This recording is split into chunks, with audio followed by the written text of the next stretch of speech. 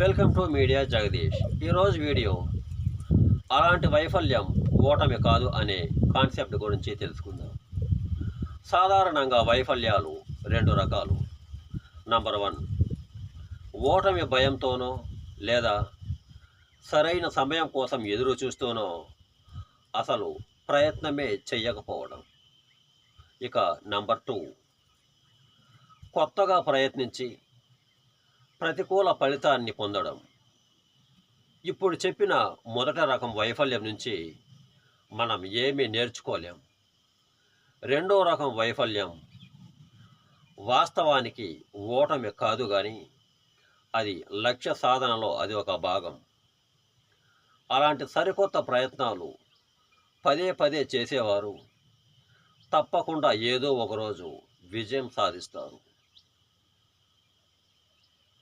విజయం సాధించడమే కాదు, చరిత్రను కూడా సృష్టిస్తారు.